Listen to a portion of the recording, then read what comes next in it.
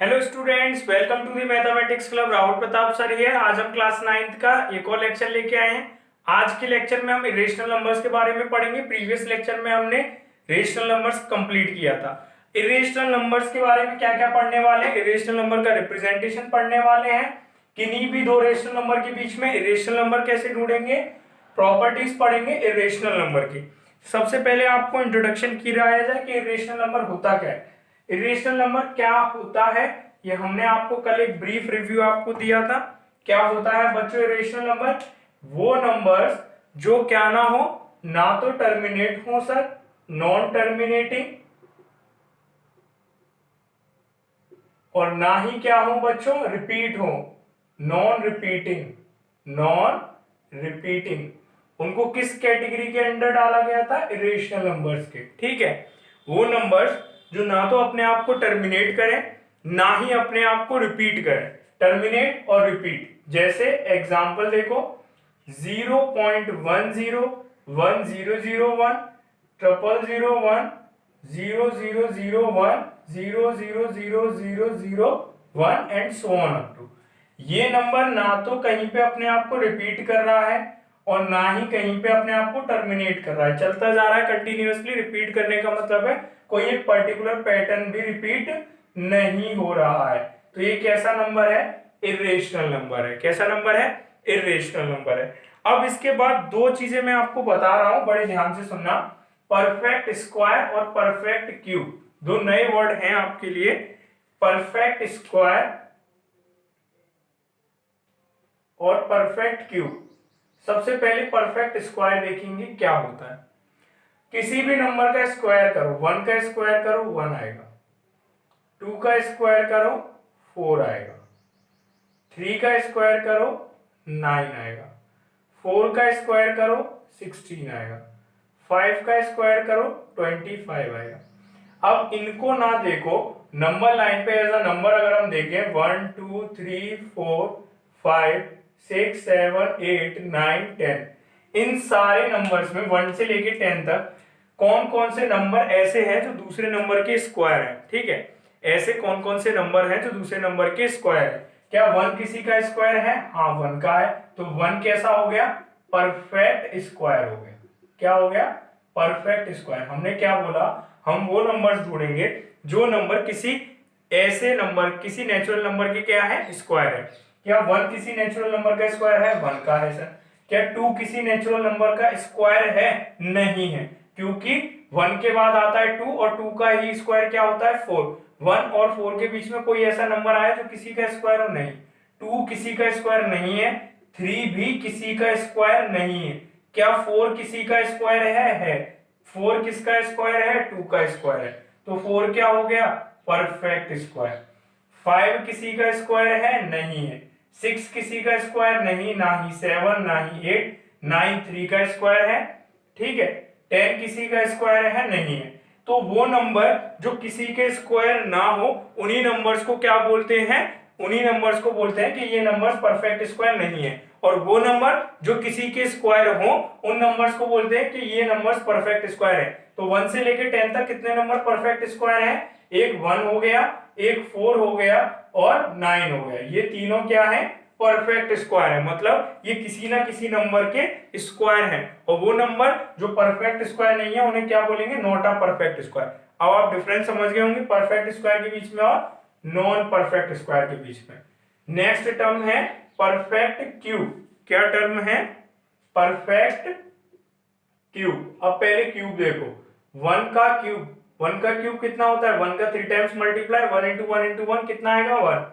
2 का क्यूब करेंगे कितना आएगा? 2 2 जा 4, 4 2 जा 8। 3 का क्यूब करेंगे कितना आएगा? 3 3 जा 9, 9 3 जा 27। 4 का क्यूब करेंगे कितना आएगा? 4 4 जा 16, 16 4 जा 64। 5 का क्यूब करेंगे कितना आएगा?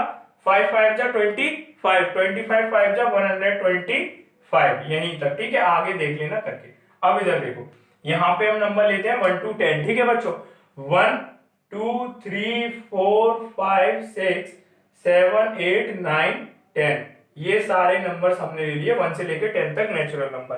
अब इस पे ध्यान रखना और इस पे ध्यान रखना। ये नंबर लाइन पे नंबर लिख दिए हमने, क्या वन ऐसा नंबर है जो किसी नंबर का क्यूब करने पे आ जाए? हाँ, अगर वन का क्यूब करेंगे तो क्या आएगा? वन आएगा। तो वन क्या है? परफेक्ट क्यूब है। वन क्या है? Perfect cube. क्या टू ऐसा नंबर है? क्या टू किसी का क्यूब है? तो टू किसी का भी क्यूब नहीं है सर। थ्री है? नहीं है सर। फोर किसी का क्यूब है? नहीं है सर। फाइव किसी का क्यूब है? नहीं। सिक्स भी नहीं है, सेवन भी नहीं है, फिर एट है डायरेक्ट। क्योंकि जरा यहाँ ध्यान से देखो, नेचुरल नंबर्स का जब हमने क्यूब किया, वन का क्यूब वन आया और टू का ही क्यूब एट है, तो इसके बीच में कितनी डिजिट नेचुरल नंबर लाइन पे जो रह गई? टू रह गया, थ्री रह गया, फोर रह गया, फाइव, सिक्स, सेवन। ये सब नंबर परफेक्ट क्यूब नहीं है, क्योंकि ऐसा कोई नेचुरल नंबर नहीं है जिसका क्यूब करें तो कितना आ जाए? टू आ जाए। जिसका क्यूब करें कितना आ जाए? थ्री आ जाए, फोर आ जाए, फाइव, सिक्स या सेवन। तो ऐसा कोई नंबर एग्जिस्ट नहीं करता है नंबर लाइन पे जिसका क्यूब करने पे टू आए, या जिसका क्यूब करने पे थ्री आए, या जिसका क्यूब करने पे फोर आए। तो ऐसे नंबर जिनका क्यूब करने पे कोई एक नेचुरल नंबर आता है, जैसे एट। एट किसी का क्यूब हो सकता है? हाँ जी, टू का क्यूब एट है, तो एट कहलाएगा परफेक्ट क्यूब। क्या सेवन किसी का क्यूब है? नहीं है सर, तो सेवन परफेक्ट क्यूब नहीं है। इन दोनों शब्दों को अब हम किसके अंडर कवर कर देंगे? स्क्वायर रूट के अंडर। किसके under? Square root. Square root आप सबने पढ़ रखा है। स्क्वायर रूट, इसका सिंबल क्या होता है? ये इसका सिंबल होता है। इसके अंदर अगर हमने क्या परफेक्ट स्क्वायर को कवर करेंगे। किसको? परफेक्ट स्क्वायर को। अब ध्यान से देखो, परफेक्ट स्क्वायर जैसे कि वन परफेक्ट स्क्वायर है सर, टू परफेक्ट स्क्वायर है? नहीं है। थ्री परफेक्ट स्क्वायर है? नहीं है। फोर परफेक्ट स्क्वायर है सर। अगर वन और फोर को आप सॉल्व करेंगे तो वो कैसे बनेंगे? ये दोनों या तो टर्मिनेटिंग होंगे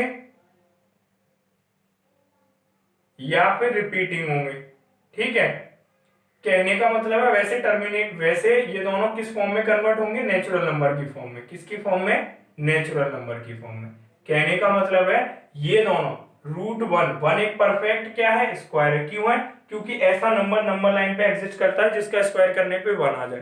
परफेक्ट स्क्वायर फोर भी है। क्यों है? क्योंकि ऐसा एक नंबर लाइन पे एग्जिस्ट करता है जिसका स्क्वायर करने पे फोर आ जाए। वो नंबर क्या है? टू। टू परफेक्ट स्क्वायर नहीं है, क्योंकि ऐसा कोई नंबर लाइन पे एग्जिस्ट नहीं करता है नेचुरल नंबर जिसका स्क्वायर करने पे टू आ जाए। ना ही ऐसा कोई नेचुरल नंबर एग्जिस्ट करता है जिसका स्क्वायर करने पे क्या आ जाए? थ्री आ जाए। तो ये दोनों ही परफेक्ट स्क्वायर नहीं है। और जब आप इनका क्या करोगे? स्क्वायर रूट करोगे। क्या करोगे? Square root. तो ये दोनों कैसा नंबर जनरेट करेंगे? Irrational number. कैसा नंबर जनरेट करेंगे? Irrational number. जब आप इसको सॉल्व करोगे तो एक ऐसा नंबर जनरेट होगा जो क्या कहलाएगा? इर्रेशनल। कहने का मतलब है वो पी अपॉन क्यू की फॉर्म में नहीं लिखा जा सकता। किस किस का? Not a perfect square. अगर उन नंबर्स का स्क्वायर रूट करेंगे जो परफेक्ट स्क्वायर नहीं है, तो वो क्या जनरेट करेंगे? इर्रेशनल नंबर करेंगे। तो ऐसे नंबर्स जो परफेक्ट स्क्वायर नहीं है और आप अगर उनका स्क्वायर रूट करोगे तो वो क्या कहलाएंगे? Irrational number. आगे बढ़ते हैं। अभी हमने परफेक्ट क्यूब बताया था, और एक चीज होती है क्यूब रूट। क्या होती है? Cube root. अब क्यूब रूट से सर आपका क्या मतलब है? अगर हम ऐसे नंबर का क्यूब रूट करें जो परफेक्ट क्यूब नहीं है। परफेक्ट क्यूब नहीं है, कौन कौन से परफेक्ट क्यूब नहीं थे?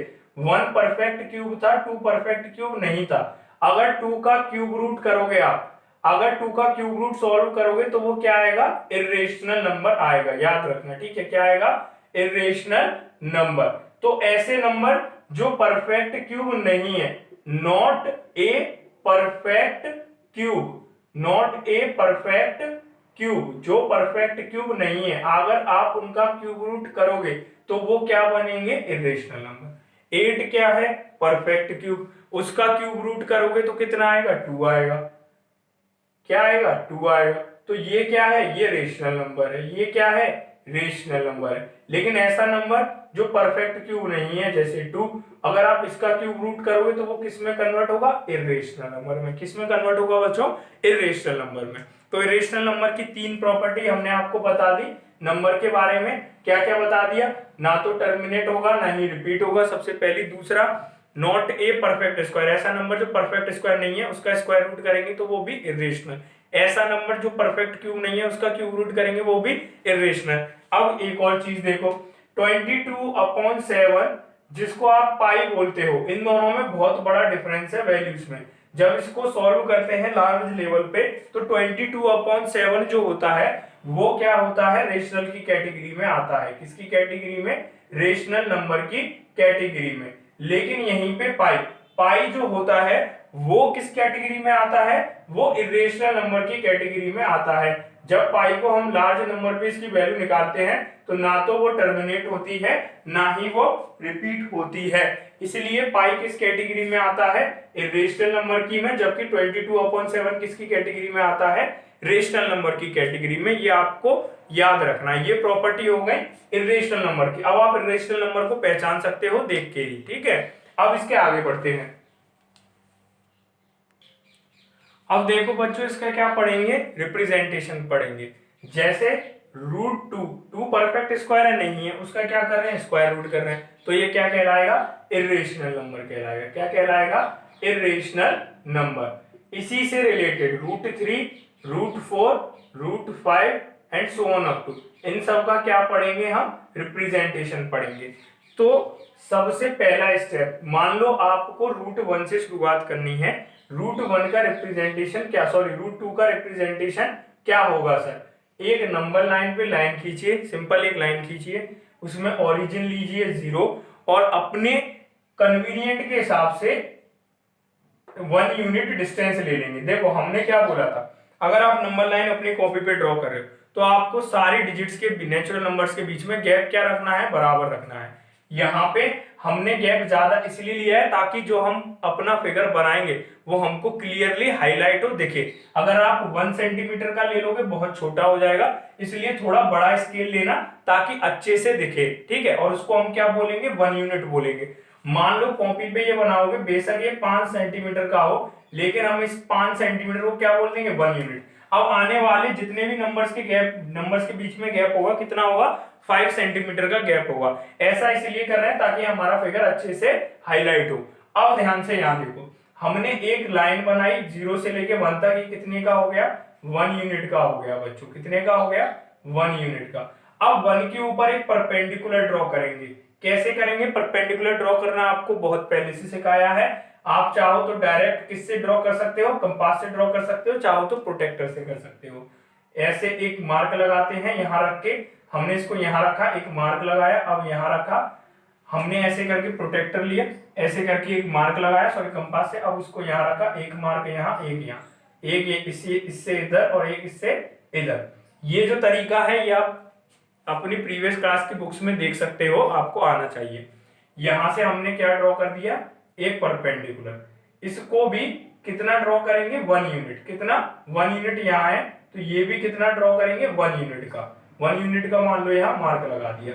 जितना ये होगा उतना ही बड़ा हम इसको ड्रॉ करेंगे, उतना ही बड़ा हम इसको ड्रॉ करेंगे, ठीक है। ये 1 यूनिट, ये भी 1 यूनिट। अब अगला काम क्या है आपका, इन दोनों को जोड़ दो, इस पॉइंट को और इस पॉइंट को, इन दोनों पॉइंट को जोड़ते ही ये जो लाइन बनेगी वो बनेगी √2 की। किसकी बनेगी, √2 की। लेकिन हमको किस पे रिप्रेजेंट करना है, नंबर लाइन पे। तो अपने प्रकाल में यहां से लेके यहां रखेंगे, इसको भरेंगे उसमें मार्क को, और आगे ले जाके एज अ रेडियस 0 से लेके इसको ए नाम दे देते हैं, इसको बी नाम दे देते हैं। ओ से लेके ए तक की डिस्टेंस हम अपने प्रकाल में भरेंगे और उसको रेडियस लेते हुए आगे एक यहाँ पे कट लगा देंगे। ऐसे करके मार्क करेंगे, आगे एक कट लगा देंगे।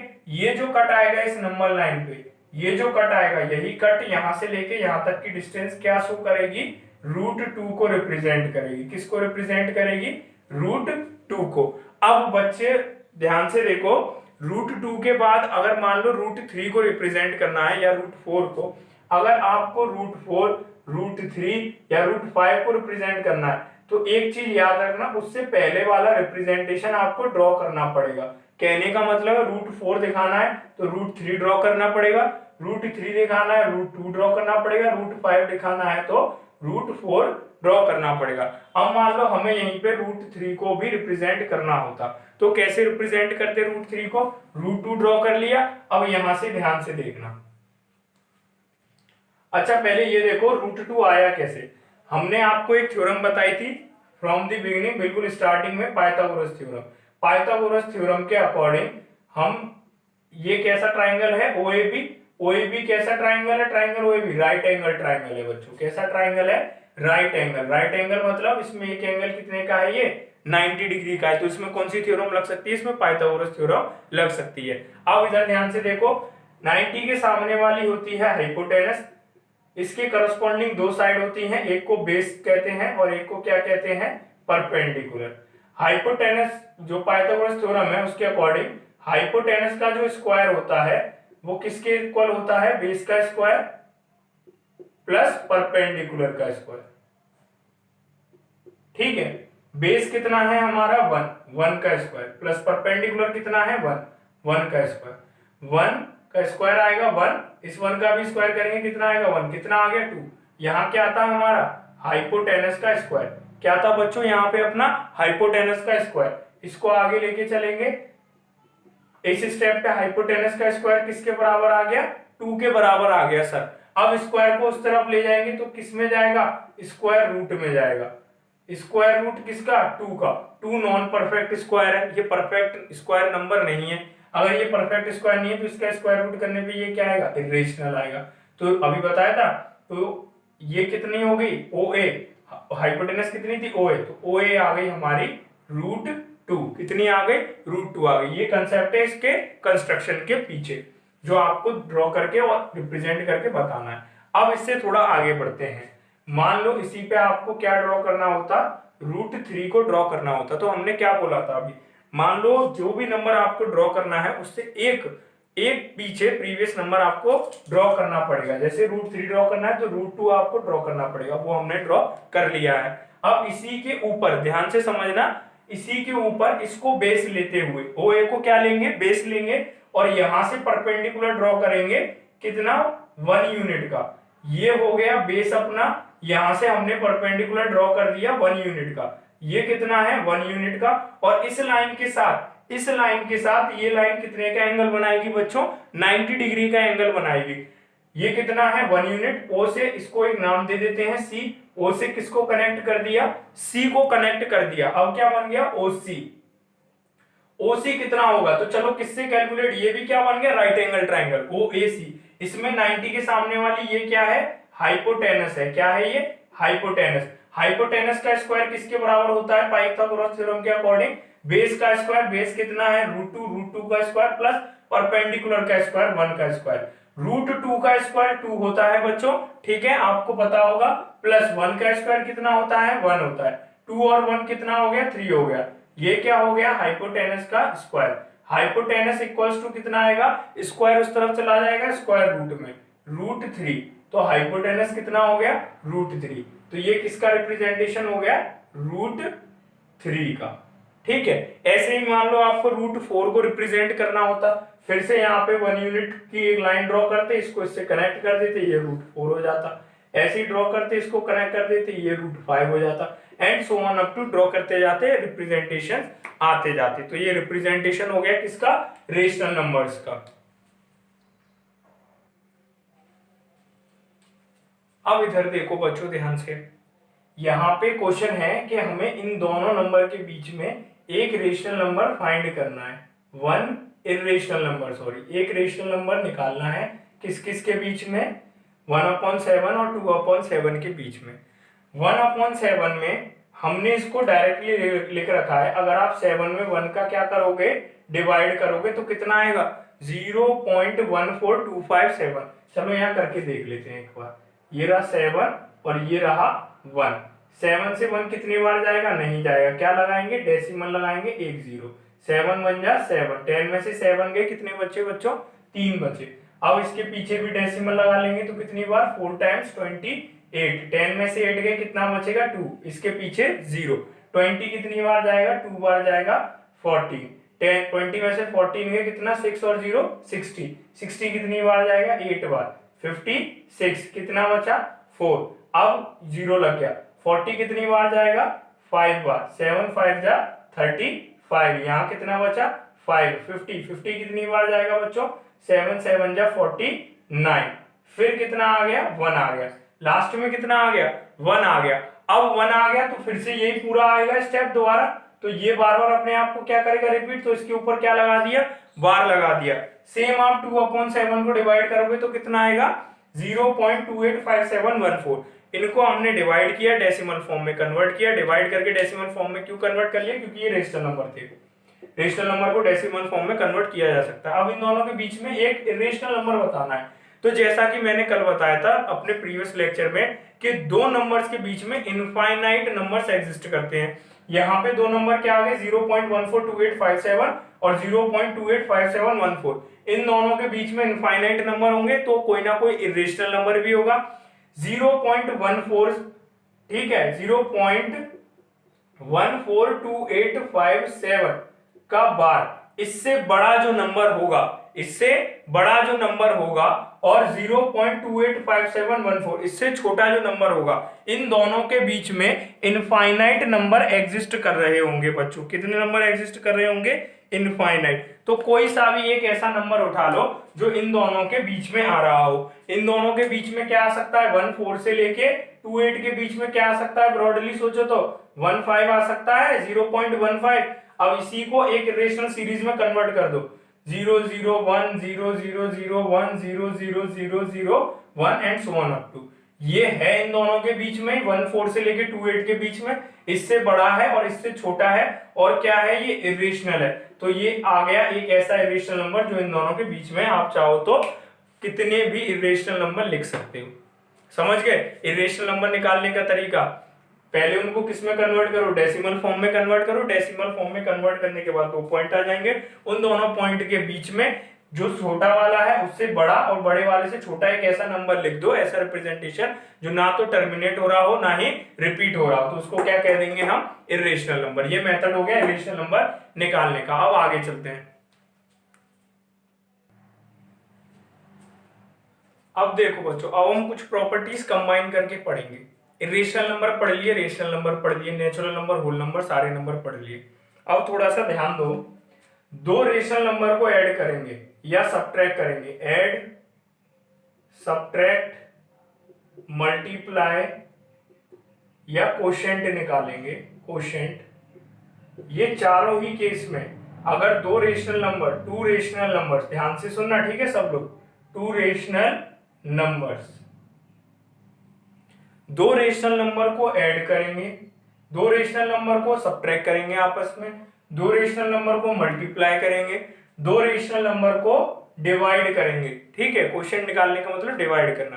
तो फाइनल रिजल्ट जो होगा वो क्या आएगा, रेशनल नंबर ही आएगा। जैसे 1/2 प्लस 1/3 कितना आंसर आएगा, ये आपका आएगा 5/6। कितना आएगा 5/6।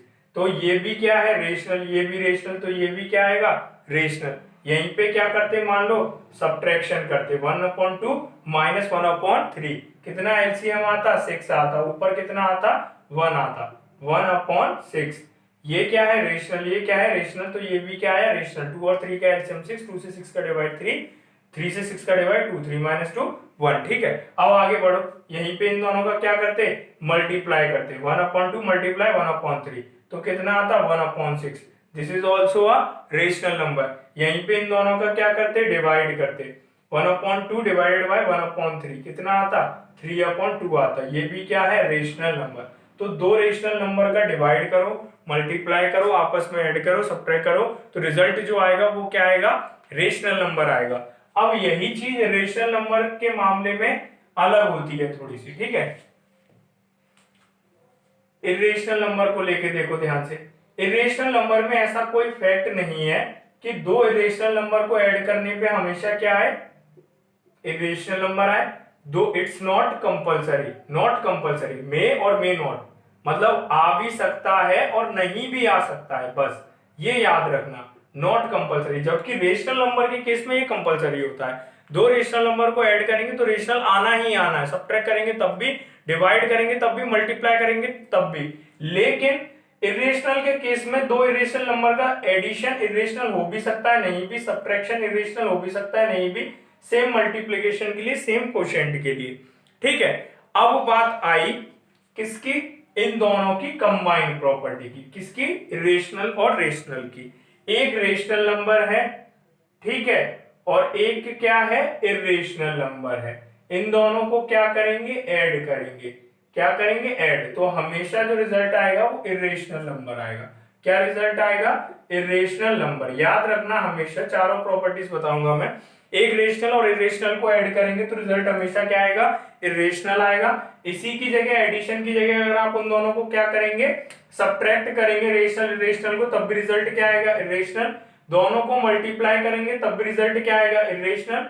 दोनों को डिवाइड करेंगे तब भी रिजल्ट क्या आएगा, इरेशनल। तब भी रिजल्ट क्या आएगा, इरेशनल। तो दो रेशनल, अगर एक नंबर रेशनल है एक इरेशनल है, मल्टीप्लाई डिवाइड एडिशन सब्ट्रैक्शन करोगे तो हमेशा रिजल्ट क्या आएगा, इरेशनल नंबर आएगा। क्या आएगा, इरेशनल नंबर। ठीक है, अब इसके ऊपर बेस्ड कुछ क्वेश्चंस होंगे।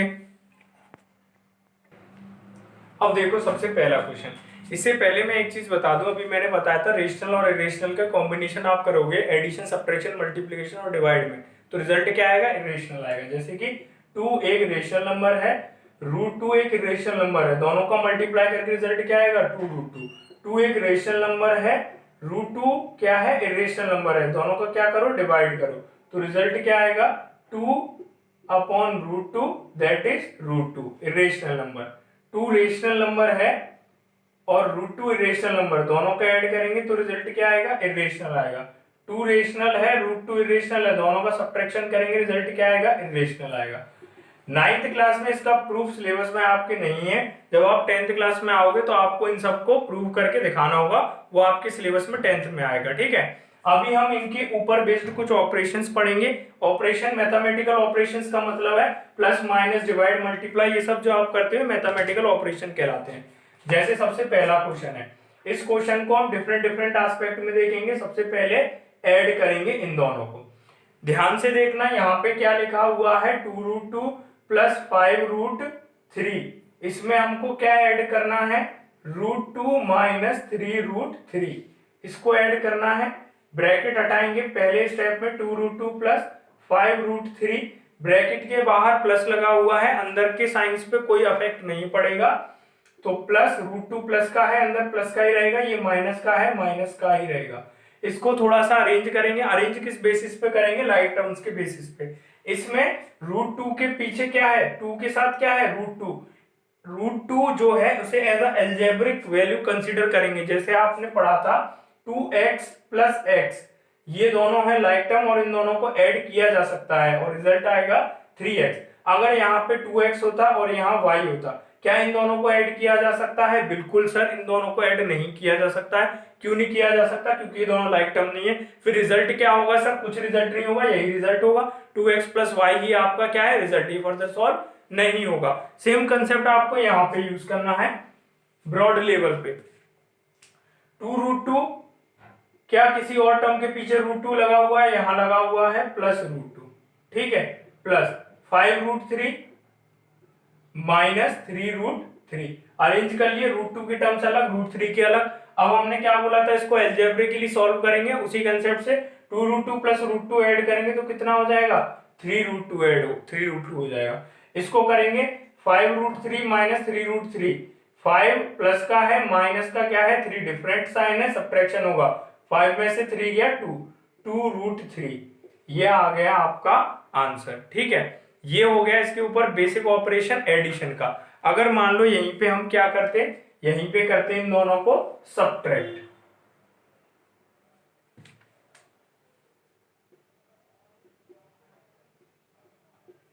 सब्ट्रैक्शन का केस देखो ध्यान से, 2√2 प्लस 5√3 माइनस √2 माइनस 3√3। अब ब्रैकेट खोलेंगे तो यहाँ पे किसका साइन आ रहा है, यहाँ पे किसका साइन है, यहाँ पे माइनस का साइन है, माइनस का साइन है तो अंदर वालों का साइन क्या हो जाएगा, चेंज हो जाएगा। √2 अंदर प्लस का है, बाहर आएगा तो माइनस का हो जाएगा, 3√3 बाहर माइनस का है, ये किसका हो जाएगा, बाहर आने पे, अंदर माइनस का, बाहर आने पे प्लस का हो जाएगा। अब इसको देखो 2√2 अरेंज करेंगे जैसे एडिशन वाला किया था, माइनस √2 प्लस 5√3, ये प्लस 3√3। अब इन दोनों को देखो, लाइक टर्म्स हैं, 2√2 में से √2 जाएगा तो कितना बचेगा, √2। एल्जेब्रिकली सॉल्व करेंगे जैसे करते थे, 2x में से x गया, कितना बचा, x गया, और ये दोनों ही सब्ट्रैक्ट क्यों हुए, क्योंकि ये लाइक टर्म थे। अगर यहीं पे x की जगह y होता तो सब्ट्रैक्शन क्या आता, डायरेक्टली 2xy ही आपका क्या होता, आंसर होता, 2x - y ही आपका क्या होता, आंसर। यहाँ पे देखो 5√3 + 3√3, ये कितना हो जाएगा, 8√3, यही आपका आंसर है। ऐसा नहीं है कि ये फर्दर सॉल्व नहीं हो सकते, ये हो सकते हैं, क्यों नहीं सॉल्व हो सकते, लेकिन आपके सिलेबस में भी इतना ही है। आप करना चाहो तो √2 की वैल्यू निकाल सकते हो, √3 की वैल्यू निकाल सकते हो, इसका मल्टीप्लाई करके इसको ऐड कर सकते हो, लेकिन ना तो ये टर्मिनेट होते हैं ना ही ये रिपीट होते हैं, इसलिए थोड़ा डिफिकल्टी होती है, वो एक अलग कंसेप्ट है, वो आपके सिलेबस में भी इतना नहीं है। ठीक है, नेक्स्ट क्वेश्चन देखते हैं। नेक्स्ट क्वेश्चन है आपका 6√5 से किसको मल्टीप्लाई करना है आपको, 2√5। 6√5 को किससे मल्टीप्लाई करना है, 2√5 से मल्टीप्लाई करना है। अच्छा, यहाँ पे एक चीज ये देखो, हमने natural number, integer, whole number, rational number, इन सब पे ऑपरेशंस प्रीवियस क्लासेस में सीखे हुए हैं। यहाँ पे हम किन कंसेप्ट पे, किन पे ऑपरेशन सीख रहे हैं, प्लस माइनस डिवाइड मल्टीप्लाई का, रेशनल नंबर्स पे। ठीक है, बाद में रियल नंबर्स के ऊपर फर्दर चीजें देखेंगे, रेशनलाइजेशन देखेंगे, उनके ऊपर लॉज ऑफ एक्सपोनेंट की प्रॉपर्टीज देखेंगे रियल नंबर्स के ऊपर। आज के लिए ये लास्ट क्वेश्चन है। 6√5 को 2√5 में मल्टीप्लाई करेंगे तो कितना आएगा, 2 6 जा 12, √5 का मल्टीप्लाई √5 से होगा, याद रखना। ठीक है, √5 का √5 से मल्टीप्लाई होगा तो कितना आएगा, 5 आएगा। 12 × 5 कितना हो जाएगा, 60। इसको ध्यान से देखो, इसको मैं इसको अलग से समझाता हूं। √5 को क्या लिख सकते हैं, 5 की पावर 1/2। ठीक है, याद रखना। इस √5 को क्या लिख सकते हैं, इसको भी 5 की पावर 1/2। अब 5 की पावर 1/2 का मल्टीप्लाई किस में हो रहा है, 5 की पावर 1/2 में। यहाँ पे लगता है law of exponent real numbers वाला, आपने एल्जेब्रिकली वाला 8th क्लास में सीखा है। क्या था वो, अगर x की पावर a का मल्टीप्लाई x की पावर b में हो रहा है, बेस कहलाता है नीचे वाला, पावर जो कहलाती है एक्सपोनेंट कहलाती है। अगर बेस सेम है तो पावर ऐड हो जाती है, रिजल्ट क्या होगा, x की पावर a + b। यहाँ पे बेस सेम है तो पावर ऐड हो जाएगी, 1/2 + 1/2। 5 की पावर 1/2 में 1/2 ऐड करेंगे, इसको भी डिटेल में देखो। डिनोमिनेटर का एलसीएम लेंगे 2 और 2 का, एलसीएम कितना आया दोनों का, 2। 2 से 2 का डिवाइड 1, 1 का 1 में मल्टीप्लाई 1, 2 से 2 का डिवाइड 1, 1 का 1 में मल्टीप्लाई 1, 2/2 सिंपलेस्ट फॉर्म में ले गए 1। कितना आंसर आया इन दोनों को ऐड करके, 1। 5 की पावर 1, 5 की पावर 1 को सिंपल 5 लिख सकते हैं, 12 5 जा 60, 12 5 जा 60। ये हो गया आपका सॉल्यूशन। ये जो चीज आई, ये जो आप देख रहे हो, ये हमने किया, ये कहलाते हैं लॉ ऑफ एक्सपोनेंट, जो हम नेक्स्ट क्लास में डिस्कस करेंगे। लॉ ऑफ एक्सपोनेंट को डिस्कस करने के बाद हमारे 2-3 चीजें ही रह जाएंगी बेसिक, तो नेक्स्ट क्लास में नंबर सिस्टम अपना कंप्लीट हो जाएगा। जिन बच्चों ने पहली बार ये लेक्चर देखा है वो प्लेलिस्ट में जाके फर्दर लेक्चर देख सकते हैं। सब्सक्राइब के बटन को दबा देना और बेल आइकन के बटन को प्रेस कर देना, ताकि आगे आने वाली वीडियोस की नोटिफिकेशन आप पे रेगुलरली आती रहे। 10th 11th 12th की वीडियोस रेगुलर अपलोड हो रही हैं। अगर आपके कांटेक्ट में बच्चे हो तो वीडियोस को शेयर कर दीजिएगा, ताकि वो बच्चे भी वीडियोस को देख सके। Thank you so much.